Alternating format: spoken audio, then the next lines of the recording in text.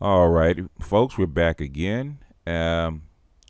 Lucifer principle number 11, lesson number 11, for those that are keeping count. And we're back with the talking about the rise of memes.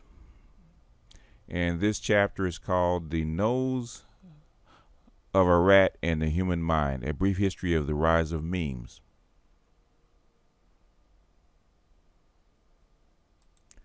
How many gods can there be in one sky? Said from the rock group Squeeze. Memes probably arose by accident. At least that's the implication of one clue to their origin. A clue from the world of the rat. Rats are obsessed with genes. They absolutely love their relatives.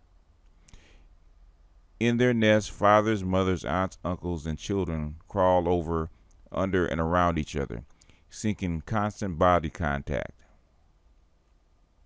And they watch out for one another. For example, if a rat discovers that a tempting hors d'oeuvre is actually laced with poison, he defecates and urinates on the insidious morsel to make sure none of his loved ones is duped into tasting the fatal snack.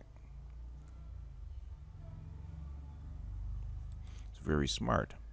I guess that is a meme. But the kindness of rats only extends to family. Rats will mercilessly hunt down members of a rival clan, and if a non-relative accidentally stumbles into the nest, the homey little creatures who a moment before were hugging one another will turn on the guests with the foreign genes and tear them limb from limb. How do rats know who's kin and who's not? How can they tell who shares their genes? Rodents don't have a compound microscope with which to determine the replicators at the center of a visitor's cell, so they're stuck with making genetic guesstimates, and those guesstimates are based on smell, like dogs. Each rat household had its own telltale odor. The smells of scent glands, excreta, food, the soft, warm stuff that lines the nest, and the wood, straw, or earth of the chamber's walls blend into the unmistakable olfactory brew. And every inhabitant wears that living room perfume.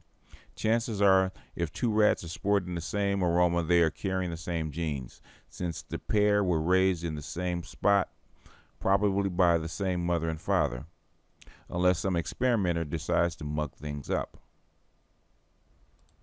This is exactly what one scientist did. He removed a rat from his nest, washed the complaining creature off, then rubbed it thoroughly in the shavings of another nest, giving it a smell of a stranger. The experimenter put the innocent beast back into its own home, where it should have been safe among his brothers and sisters. Unfortunately for the furry victim, he'd returned home wearing the wrong cologne. His loving family, blind to his familiar physical appearance, bared their teeth and lunged. When the experiment was over, the unwitting animal was dead, killed by those who had always hugged and nuzzled him. The smell had told the brood that their brother was carrying the wrong set of genes. In this case, the noses of the rat misled them. Don't you love his metaphors? Early human groups were stuck with the same problem. How do you tell who's family and who's not? How do you know who shares your genes? Like rats, primitive humans turned to external signs. But fortunately, they didn't rely on their noses. Instead, they invented Homo sapiens, used ideas, manners, morals, and peculiarities of clothing. In fact, they still do. How you speak and what you wear and how you walk tells people whether you're from around there or not. The children of Israel were typical of tribal nations of the time. To belong, you had to have the right genetic stuff. How could an early Hebrew tell if you were entitled to insider treatment? Your guide, your mannerisms, your ideas were outward labels of your genetic contents. Memes were equivalents to the rat's perfume. But a strange thing happened as human groups grew larger. Memes became detached from genes. In the days of the Old Testament, memes seldom made the effort to leap from one gene pool to another. The ancient Hebrews, for example, made no effort to convert the heathens. It wouldn't have made sense. Unbelievers weren't family. If the meme was to retain the role as a genetic marker, only those who shared the same genes could share the same God. That was the tribal concept held by primitive peoples the world over. But as Leo W. Buss, a biologist at Yale University, says, at each stage in history of life which a new self-replicating unit arose, the rules regarding the operation of natural selection changed utterly. One result, 2,000 to 3,000 years ago, the gods who had been mere labels for a genetic stock detached themselves and took on a new purpose. That is very true. You can see the gene-free God unfolding in the days of the New Testament. Jesus was a Jew. All available evidence indicates that. Like the other Jews of his time, he felt his God was a genetic one. The only people to whom Jesus preached were other Jews. They alone were the folks to whom his God and his DNA were attached. When Jesus was crucified, most of his disciples followed in his footsteps, trying to convince Jews that Jesus was indeed the Messiah. Like the tribal God he served, a Messiah would aid only the people who carried those chosen genes. Then after his death, Jesus acquired a new kind of apostle. The original followers of the carpenter from Nazareth had been simple people from the hills of Galilee, poor backwards folks with only the most rudimentary education. The figure who would transform Christianity was a city sophisticate with a university education. His name was Saul, and he knew the aspects of the world the original disciples had never dreamed of. He had grown up in the cosmopolis of Tarsus, the bustling center of trade where men from all over the vast empire of Rome did business. Saul's father, though Jewish, had been a Roman citizen. Saul had been educated in Israel's greatest urban center, Jerusalem, and he spoke the language of international high culture, Greek. Saul was a Johnny-come-lately to the teachings of Jesus. He didn't even get involved until after Christ was dead. When Saul first heard of the redneck sect, he was so infuriated that he organized squads of vigilantes, broke into homes of Christian Jerusalemites, and hauled the inhabitants off to prison.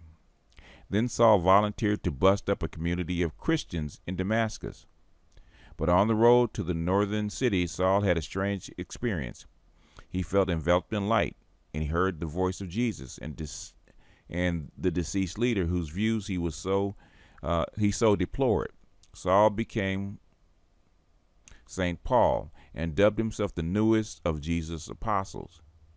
Then the freshly minted holy man went off to win others to his idiosyncratic notions of what Jesus' teachings were all about. The community of Jesus followers did not seem to have welcomed Paul's posthumous reinterpretation of their leader's ideas with open arms. Presumably, they probably regarded him with suspicion. With his big city ways and his complex ideas, he was anything but their rustic kind. Finally, the self-styled apostle, in exasperation, decided that if he couldn't dig up followers amongst the Jews, he turned elsewhere. Thus, Paul began a vigorous campaign to win over the Gentiles. Citified Greeks, Romans, Anatolians, Sicilians, Spaniards, and others whose urbane views were more congenial to his own. In the process, Paul was one of the early inventors of a new concept, transferable religion. Very, very interesting.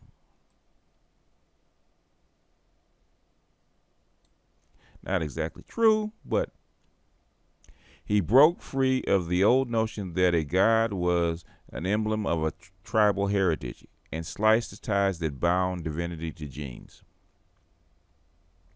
Paul was not the first to free gods from chromosomal components. Buddha had done the same over 500 years earlier, but Paul was among the most influential ever to apply the idea. Thanks to Paul, the Christian meme would eventually sweep together an awesome jumble of genes. Dark-haired Greek and Roman genes, blue-eyed blonde Scandinavian genes, red-haired Irish genes, russet-skinned American Indian genes, black-complected African genes, and even the occasional Chinese and Japanese genes. Folks whose genetic coils were dramatically distinct from themselves, yoked together by a common thread. That intangible tie line was a meme. Under Paul, beliefs became the focal points for movements which freed of genetic anchors could sweep across the face of the world, gathering humans of all kinds within their grasp. For when Paul separated genes and gods, he helped unleash a force that would bring together superorganistic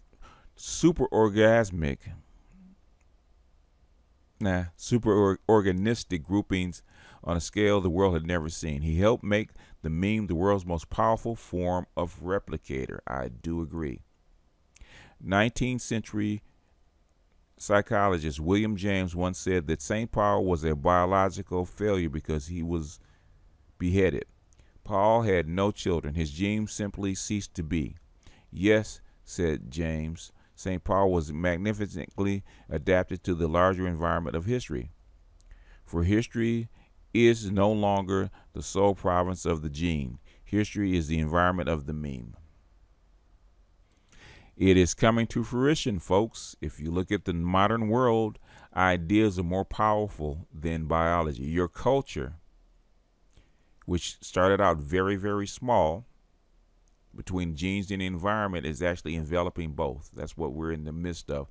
The singularity is not a genetic or environmental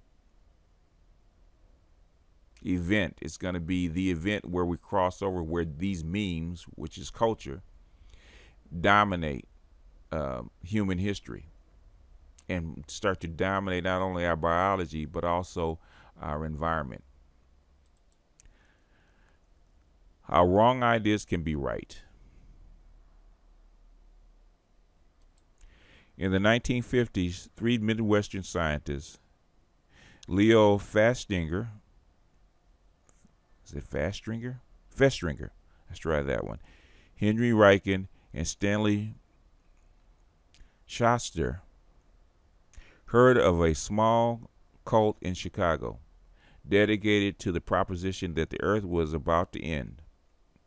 To learn all they could about how such a belief system works, they joined the group. They were astonished by the resulting experience.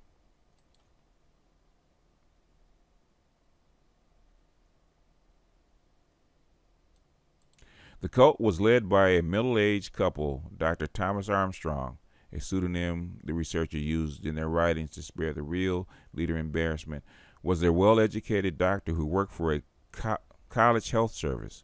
His co-leader, Mrs. Marion Keach, another pseudonym, claimed to be receiving messages from spiritual beings on other planets. She called the Guardians. I remember these people. These kindly souls did not bother to send out space-suited messengers. Instead, they delivered their truths through automatic writing. I remember this. I think that's where they got the comic book Guardians of the Galaxy. Mrs. Keach would sit at a desk, pencil in hand. Suddenly the pencil would move, jerking spasmodically across the page. It would fill the paper with words. When the possession was over and her hand had at last come to rest, Mrs. Keach would finally lift her pad and read. The words her fingers had formed unknowingly were messages from a distant world. For a while, the creatures from the another planet were content to issue Mrs. Keach a set of pronouncements remarkably similar to Christianity. Then they changed their tone. They predicted that a massive flood would soon erupt in the Western Hemisphere and drown the entire world. But there was hope. Just before the inundation, the Guardians would send flying saucers to rescue those believers who had been wise enough to follow the teachings conveyed through the intergalactic counselors. Intergalactic Council spokeswoman on Earth, Mrs. Keach. For several weeks, the 30 followers of the Guardians obsessively carried out the departure instructions their extraplanetary advisors had provided. They memorized the passwords that would get them through saucer security. I left my hat at home. Where's your question? What is your question? I am my own porter. They took all the metal out of their clothes and gave away their personal belongings, quit their jobs or abandoned their college classes, and they got ready to say goodbye to the earthly life they had known. Neighbors and relatives had not always looked kindly on these activities. Dr. Armstrong's sister filed a lawsuit to have his children taken away. He was fired from the college health service. Neighbors and family members of his followers threatened to have the space-crazed believers clapped into an asylum. But few of the Guardians' little flock were deterred. After all, their very survival depended on faithfully following extraterrestrial orders.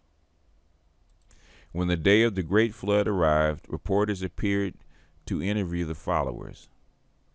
Not anxious to share the good fortune of their imminent survival, the believers in the Guardians preferred to keep the wisdom that could save their fellow earthlings to themselves.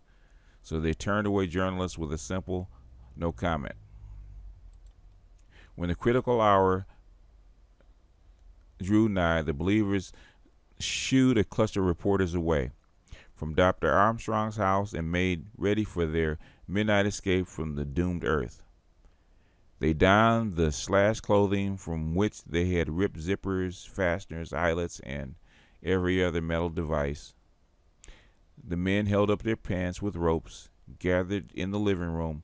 The flock received the last-minute instructions from the Guardians through the automatic scribbling of Mrs. Keach, and methodically drilled the use of passwords, chanting in unison phrases like, "I am my own porter, I am my own pointer." As midnight approached, the followers became silent. They sat with their coats in their laps, holding themselves so still that the air seemed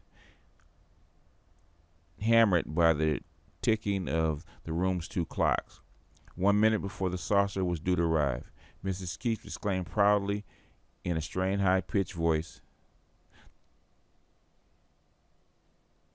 and not a plan has gone astray. By 12 o'clock passed, and there was no whirring of anti-gravity engines, no great rush of air from above, no luminescence lighting up the lawn outside the windows. The believers had sat stock still, their faces frozen. The researchers noted that it became clear later that they had been hit hard. Finally, the faithful stirred. In desperation, they went over to the messages and the original prediction to see if they had made an error in calculation. They argued one explanation for the delay after another. Then after 4 a.m., Mrs. Keach began to cry. Reported the researchers. She knew, she sobbed, that there were some who were beginning to doubt, but the group must beam light to those who needed it most, and then the group must hold together. The catalyst that might indeed save them from the dissolution arrived at 4:45 a.m. Mrs. Keach's hand suddenly jerked across the page of her writing pad with a new message from the Guardians. The faith of the believers, it said, had spread so much light that God had saved the world from destruction. Oh, that's typical. That is typical. The Guardians had delivered an even more significant directive, publicized the fact that the believers had served humanity. Mrs. Keach leaped to the phone and to call every newspaper whose reporters she and the others had chased away just the day before.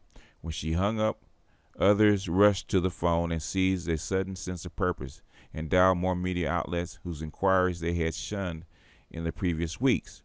The Saucer Group had found a new mission: to increase the size of their congregation by winning new converts to a belief that had been proven false. Why did the failure of a prediction trigger a spasm of new activity? Because the only measure of a web memes is not its truth. The real purpose of a myth, hypothesis, or dogma is often something else: to serve as social glue. This is a key, folks. This is a key. Let's read it again. Because the only measure of a web of memes is not its truth. The real purpose of a myth, hypothesis, or dogma is often something else: to serve as social glue. If a belief system performs that function well enough, it can trigger the growth of a superorganism of massive size, even if its most basic prophecies prove dead wrong. If it's attractive, that's like a lies. The big lie spreads faster than the truth. It's a tasty morsel that people cannot help but adopt. In the early 1840s, a wealthy American farmer named William Miller claimed to have figured out the date of the world's end, the great time of reckoning, when fire would scourge the earth and usher in 1,000 years of peace and righteousness would arrive, said Miller. In 1843, Miller's passionate preaching inspired 50,000 converts to wait patiently for the moment when their belief in the agriculturalist's words would put them in the center of a new world order. Many closed their shops, gave away their farms in anticipation of the happy day.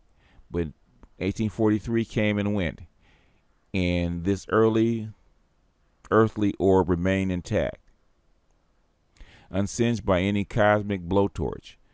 Miller changed the date of his prediction to October 22nd, 1844, then newly revised the moment of death and glory rolled around. Miller's claim once again proved empty, but none of that prevented Miller's ideas from welding together a massive social group. The creed his disciples founded is best known today as Seventh-day Adventism. As of 1981, the movement could claim 3,688,000 adherents in 184 countries. Marxism also attracted its following with predictions that failed to come true. The dictatorship of the proletariat, believers said, would be only a temporary phase. Freed from the oppression of capitalism, citizens would lose their greed, their aggression, and their desire to lord it over their neighbors. The new communist man would emerge a creature of infinite goodwill, eager to work and help his comrades. Once the society consisted of entirely of these blissfully transformed mortals, government would simply melt away. Unfortunately, when the shackles of capitalism were removed in Russia in the Russian Revolution of 1917, men and women remained as selfish, lazy, and argumentative as ever. And the rapidly bloating Soviet state was bolstered by armies of secret police whose efforts were designed to restrain the foibles of those who had failed to undergo transformation. But for generations, the flaws of Marx's idealistic prophecies no more stopped the march of his ideas than the failure of William Miller forecast slowed the growth of Adventism. Even today, when Marx's states have supposedly crumbled, Western academics and Russian protesters bearing the posters of Stalin are convinced that the old ideology woes are merely a temporary rest stop on the long march to triumph. The reason Marxism has been a marvelous social glue. If you can convince enough people of your worldview, look at this. If you can convince enough people of your worldview, no matter how wrong or right you are, you are right. The significance of a meme is its power to pull together a superorganism. Wow.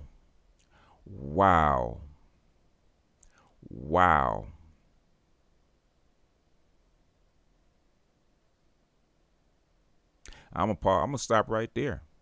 I'm gonna stop right there. I think I might drop the mic. Wow. If you can convince enough people of your worldview,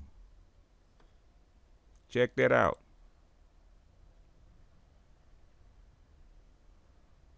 What did he say? Of your worldview. Worldview is important. Your view of the world is important. The memes that you stitch together make up your worldview. The information that you stitch together is your worldview. What do I always say? If you change your worldview, not your information. The information is only a tool to change your worldview. If you change your worldview, that is your filter. That's what allows information in or out. That's what causes you to notice things. That changes you from believing that you are sheep to believing that you are a leader. And as a leader, you can learn how to impose your worldview on other people. You also notice how other people or the leaders impose their worldview on their population. Worldview is important. I always teach worldview. What are they trying to get across? What kind of meme are they trying to stress? Why are they doing certain things? Very, very old idea. Very profound way to end this particular lesson. Like I said, this is one of the most important chapters in this particular book. The viral meme or the cultural meme is the strongest function of the human brain. It's what has built our reality, literally built our reality, where everything we see around us is built from cultural memes. But with that, ladies, I'm going to bow out. This is my second lesson for today. I hope you appreciate it. I'm probably going to have to do this just to get through this doggone thing. This is such an invaluable book. I know there's a lot of guys that have come into this section that want to learn this too. So you're getting a treat. This is something that my guys have been begging for, but thanks to Rihanna, who has actually asked for this kind of information. This is why I'm doing it on your channel rather than one of the other men's channels. I hope you ladies are getting something out of this. I think I've seen some of this stuff actually bleed over into Classic Ruby's work. But to Carib, if you're watching this, and I'm sure you're going to be watching this, this is why I say culture is worth more than economics. Worth way more than economics. Economics or wealth is only a way to persuade people to do something. That's all it is, to adopt your worldview and force and all that other stuff. Like most Christians were forced into being Christians by the Roman state. But that's a way to adopt the meme, adopt the cultural worldview. Persuasion, a viral meme is persuasion, subtle persuasion.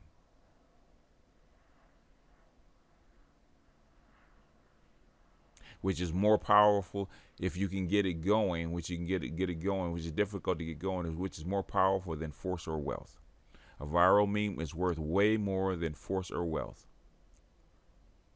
And if it's crafted correctly, sometimes it's crafted correctly and it's done on purpose. Most times it's luck. If it's crafted correctly, it can take you, a person that's penniless, to make them billions. Literally can, because our whole world is built on ideas. But with that, I'm going to cut out of here.